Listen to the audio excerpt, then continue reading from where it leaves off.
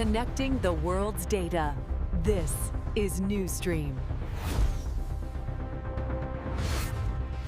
Welcome to Neural Pulse, your daily AI briefing.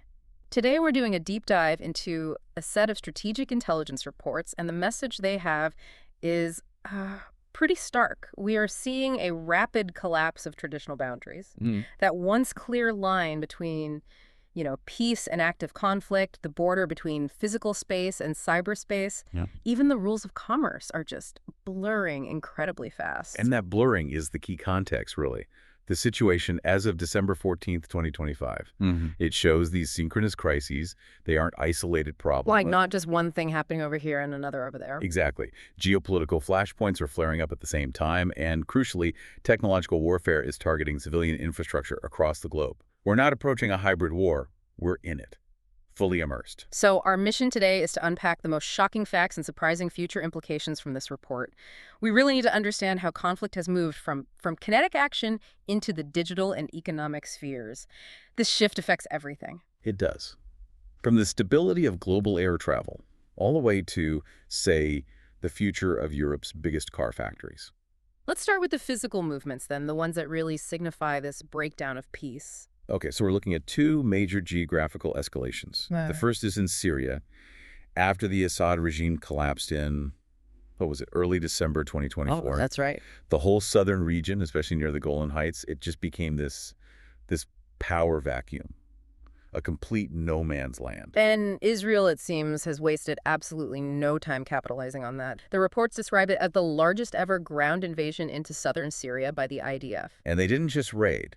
They crossed the 1974 demarcation line with clear intent. So this is what turns a simple incursion into something bigger, something strategic. Exactly.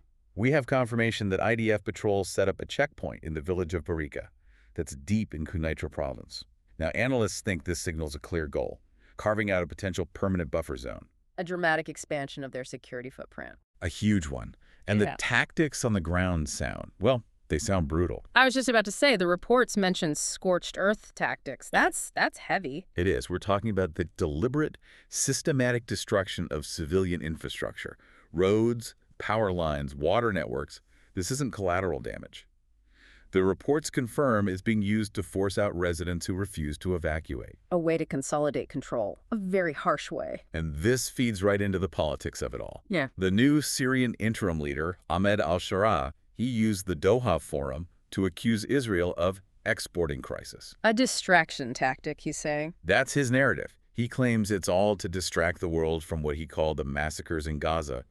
It's a way to frame the whole thing as pure expansionism, to try and unify a fractured country against an external enemy. Okay, so that's the breakdown on land. Let's move across the Pacific because there's an even higher risk situation playing out in the East China Sea. Right. The tension between Japan and China has moved way past just rhetoric. It's now in what I'd call a military red zone. And there was a very specific incident that pushed it there. A hugely provocative one.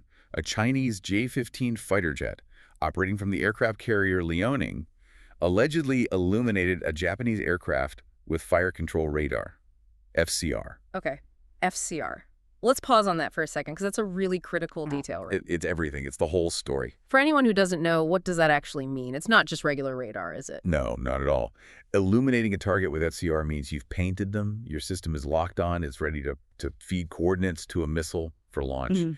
It's the final action step right before you press the button. It's a declaration of hostile intent. And the U.S. response showed they took it that seriously. Absolutely. An immediate show of force. U.S. B-52 strategic bombers, the nuclear-capable ones, flew joint drills with Japanese F-35s and F-15s. It's a very clear, very physical signal to Beijing to back down. What's just as alarming, though, is the diplomatic meltdown that went with it. This wolf warrior rhetoric is getting more intense. It really is. I mean, you have the Chinese consul general in Osaka, Su Jian, posting online about cutting off the unclean neck of anyone who interferes with China's interests. That's not just strong language. That's a diplomat making an open threat of violence. And that's the profound break from norms we're talking about. It signals that aggressive nationalist posturing it's completely replaced normal diplomacy in some circles. It's a shocking look at where their policy tolerance is right now. And what's so terrifying is that simultaneity you mentioned earlier. While all this is happening with jets and ground troops, the real core threat is shifting to the invisible front lines. Exactly. We've set the stage with the land and air conflict. Now we pivot to the tech threats. This is the real heart of the Neural Pulse briefing. And the numbers on air traffic interference in India are just staggering. The reports cite over 1,950 incidents of GPS spoofing. 1,950. And that's just since November 2023, targeting major hubs like Delhi, Mumbai, Bengaluru. So, Is this a systematic attack or just interference? The consistency of the technique tells us it's systematic. It's something called circle spoofing. They aren't just jamming the GPS signal. they're replacing it. They are feeding false position data into the plane's navigation system. They make the cockpit instruments think the plane is just flying in a constant circle over a fixed point, even when it's flying straight. That sounds like a pilot's worst nightmare. A total breakdown of trust in your instruments. It's incredibly dangerous. It confuses all the modern avionics, the synthetic vision systems, the terrain awareness systems. Pilots lose trust and have to revert to old-school radio navigation. which puts a massive workload on them and on air traffic control. A huge workload. It's a non-kinetic attack that directly threatens civilian safety by just eroding confidence in the automated systems we all rely on. Okay, so if that's what's happening manually, let's talk about the AI Rubicon, autonomous attack code. This is why we call the show Neural Pulse. We've definitely hit an inflection point. CISA, the FBI, they're issuing stark warnings about agentic AI. We're talking about autonomous code that can plan, adapt, and execute attacks without constant human input. How is that different from the malware we've been dealing with for years? It has to be more than just speed. Oh, absolutely. Traditional malware needs a human operator or, a predefined set of instructions.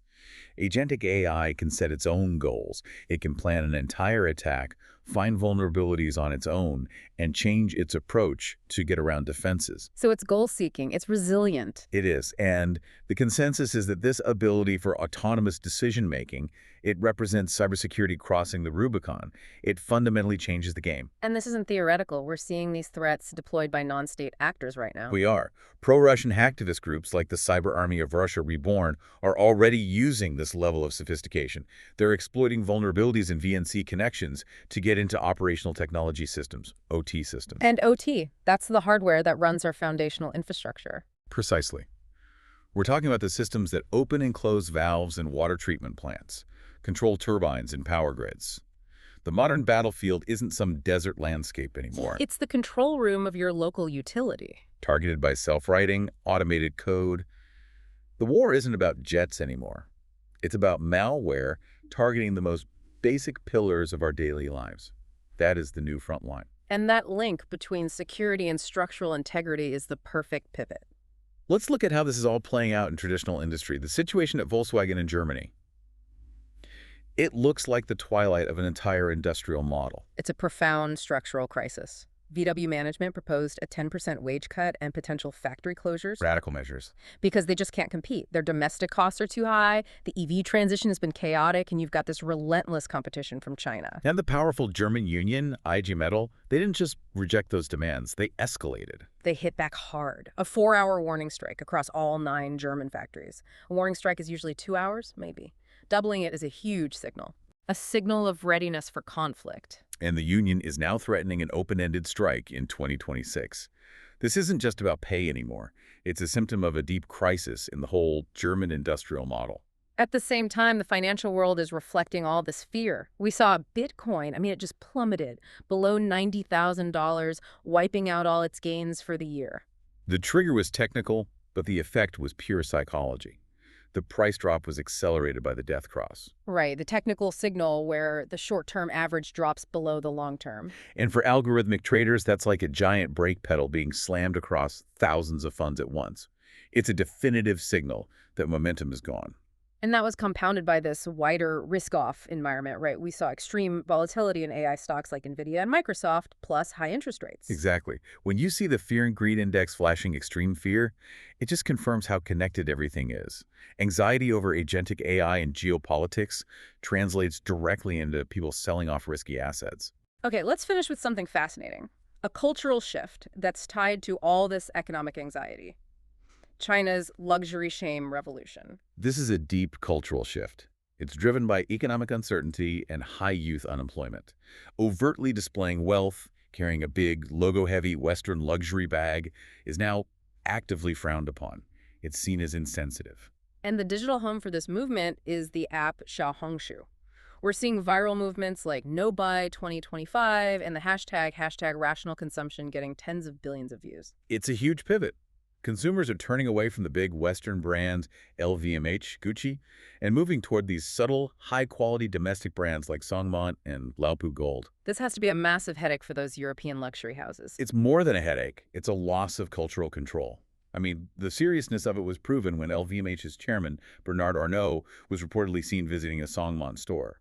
That's basically an admission that the old model is failing. So what are the big brands doing? They're scrambling. They're abandoning the logo-heavy ads and trying to use subtle, emotionally driven planting strategies through influencers on Xiaohongshu, trying to get recommended naturally, not just advertised. It's a total overhaul of their entire playbook. The common thread here really is unpredictability. And the deliberate blurring of those strategic boundaries. That's the takeaway. The year 2025 is closing with the world